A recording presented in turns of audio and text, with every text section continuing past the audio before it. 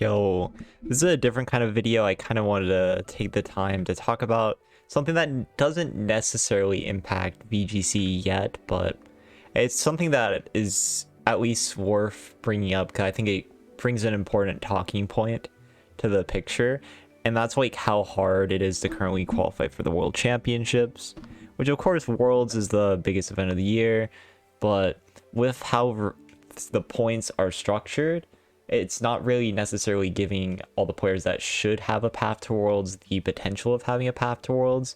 And we're seeing some of that gravitation happen with like TCG having their point structure changed. And that's something that's going to be pretty interesting to look at.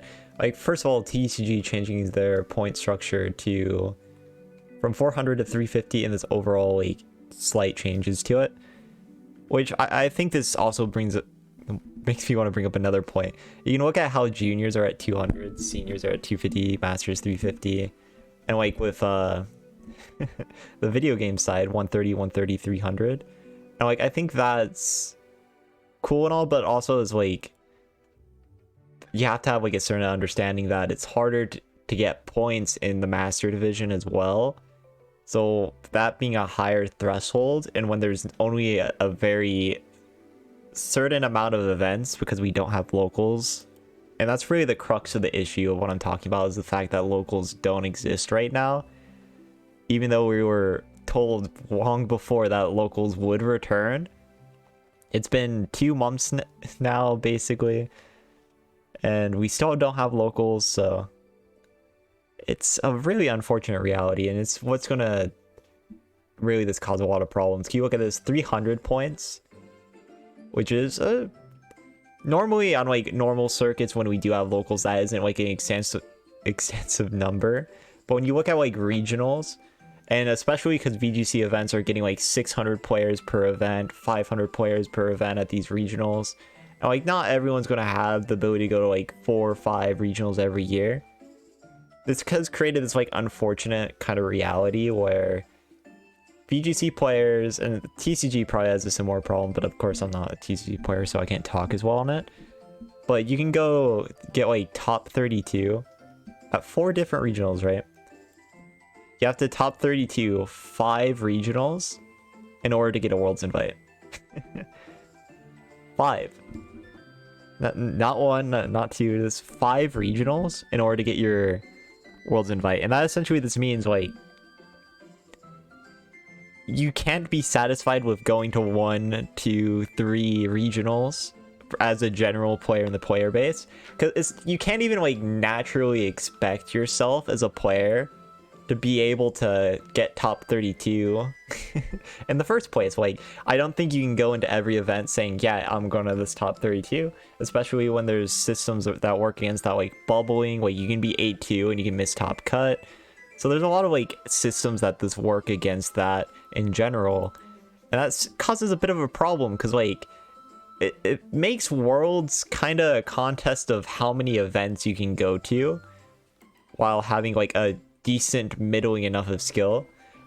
And like for a lot of people that's just not the case. I mean, like some people can go to like 3, 4 regionals, make a few big trips, but with like work and all that other stuff, the cost of traveling and all that, and you're not really even compensated comparatively. Like 201 players, but the regionals are like 500 players now, but the prize pool doesn't go up even a little bit past 201 players. So that's another thing that is a bit concerning in that aspect, because essentially VGC, and I believe TCG has this problem as well, both games have grown too big to support the systems that are in place, and the systems haven't been adapted to support the change in growth that has happened.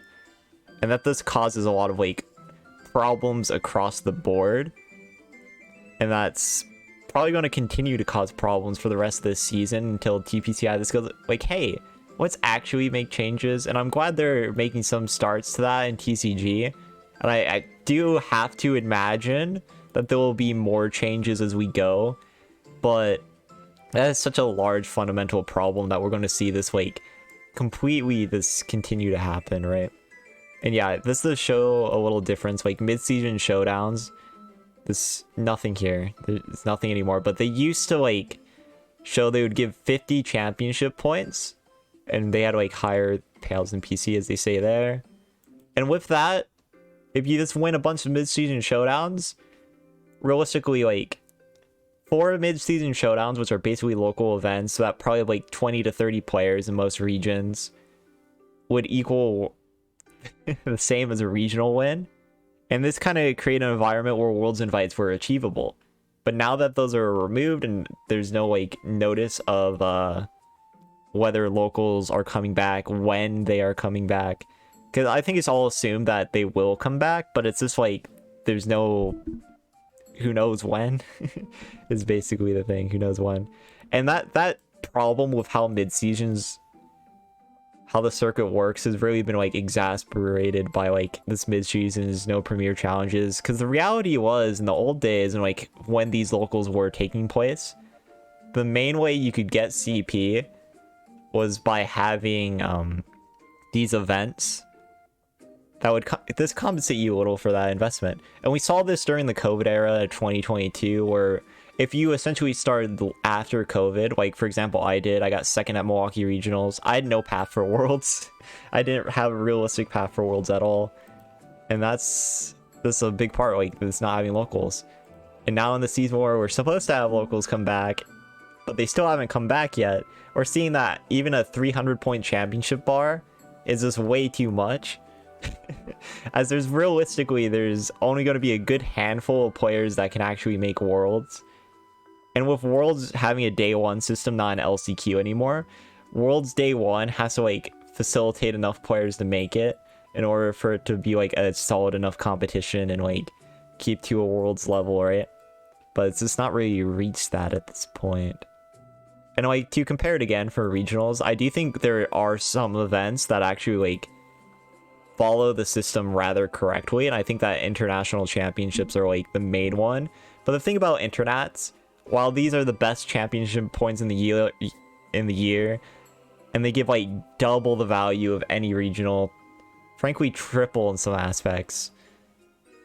Again, they're internationals, so you only get one for each region, and we didn't have a VGC internats for Latin America, which is another source of problem. The Latin America region has largely this got shafted. They have basically no regionals. They had their internats taken away from VGC. Like that's just a bit problematic in itself. Then we still don't know when the NA one is, but but yeah, this is where it starts getting a bit better. Still the same thing if they don't account for when you get to like 300 players, 500 players, 600 players. And they just have a capped out value across the board in that regard. But yeah, this is where the points start actually looking good. But even then, I still feel like, personally, I feel if you top 8 an international championship, I feel like you should have your Worlds invite. This personally. But beyond that, this is where it's actually a bit good, because like, hey, if you get down to like 128, you get 100 championship points, and the kicker of 400 is like absurdly going to get reached, right? And if you get to like 80 for going like 256 out of 800, like these are very good championship point yields, even for like lower placements. But don't get it wrong, getting a placement out of like top 64 out of like 400, 500 players, 130 CP, that's pretty deserved. International championships are the hardest level of event, really, other than Worlds, of course. And then you compare that to regionals again, which is really the main takeaway here. Just compare it to regionals, and then you just look at their CP in comparison and just be like, huh. That's a major disparity here. Like, look at that, 128, you got 40, and then 128, 100. And it even goes lower if you have a higher. Yeah, 30, double again. Like, it's a bit over doubled of the value of a regional championship. And that's not a particularly great sign, to be honest. That is not something that should have you particularly excited about going to regionals and the investment you have to take into the circuit. It is something that is fairly rather concerning for sure. And yeah, there's still a lot of like regionals to go. We can still maybe get some actual information, but as long as we're this like away from locals and they are not giving us locals, which they have continued to refuse to, we're gonna have some like pretty problematic moments, right? As we try to like actually get into the circuit. This overall, and you can see like again, Latin America is really the region that's suffering a lot of problems from this, as they just don't have events in the first place.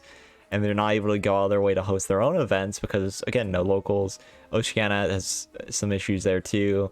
NA does, even though NA has the most regionals, they're in such a wide disparity of areas, and travel within the states is sometimes like pretty costly. So there's no region that has it like perfect.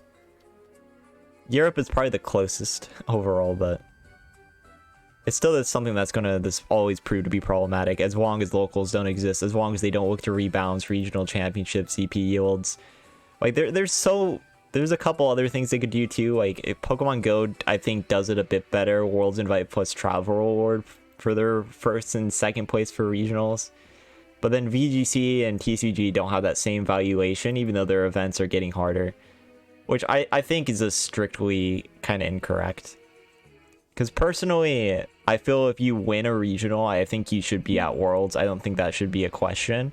And I think you get second, you should either be like, you could fail and do very miserably and walk your way into Worlds after you get second. I think it should not be that much of a challenge after you've already gotten second in a regional.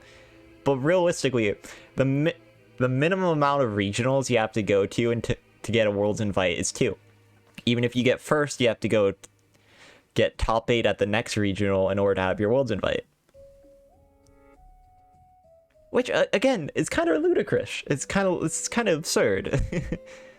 So this an easy solution is put the first place to 300 and then buff it this lower and lower, and eventually it'll just like balance out into being like a better system. Or create like elevated regionals, which this is a concept I'm not the biggest fan of, but have some kind of elevation so there's actually like lower placements value and increase the value across the board. But yeah, this is kind of a weird rant, and I kind of just went a bit long with it, but this is something that I do just want to share my thoughts about, because like we really do need some changes involved in this. This has been a system for so long, but it kind of this becomes a wall warrior contest to an extent to get Worlds invite with how things are, instead of like a test of skill necessarily. And I think that's something I find a bit concerning. But yeah, let me know your thoughts on this. I have probably ranted a bit more than enough. But yeah, that's later.